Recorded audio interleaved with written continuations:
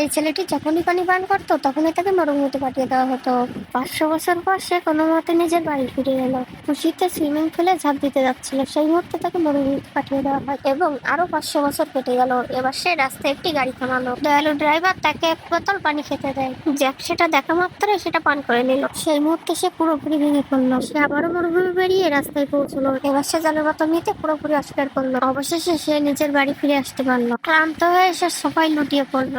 সে call থেকে পানি পাওয়ার আওয়াজ শুনতে পেল। এক ভয়ঙ্কর আশা নিয়ে জ্যাক এক গ্লাস পানি ভরলো। সে ধীরে ধীরে তাতে আঙুল ডোবালো এবং সাবধানে আঙুলটি মুখে দিল। এবার জ্যাক বুঝতে পারলো সে কোথাও পৌঁছেনি। উত্তেজিত হয়ে সে বারবার চেষ্টা করলো। যখন সে বুঝতে পারলো যে সবকিছু স্বাভাবিক, তখন থেকে খুশিতে আত্মহারা হয়ে গেল। এবার সে বড় বড় ঢোক গিলে পানি খেতে থাকে। তারপর সে সরাসরি সুইমিং পুলে ঝাঁপ দিল। সে যখন খুশিতে আত্মহারা হয়ে উঠেছিল, ঠিক তখনই অভিশাপটি আবারও সক্রিয় হয়ে উঠলো। জ্যাক হতাশায় ডুবে গেল। হতাশা সংগ্রামের পর জ্যাক আবারও শহরে ফিরে এলো। তার ধারে বসে থাকার সময় তার সেই সময়ের কথা মনে পড়লো, যখন এক ব্যক্তি জ্যাকের কাছে জল চাইছিল এবং জ্যাক সেটা দিতে অস্বীকার করে। হঠাৎ জ্যাকের মাথায় একটা বুদ্ধি এলো। একজন মহিলার কাছে গিয়ে বলল, আমি কি একটু জল পেতে পারি? মহিলাটি উত্তর দিল, এটা আমার কুকুরের জন্য।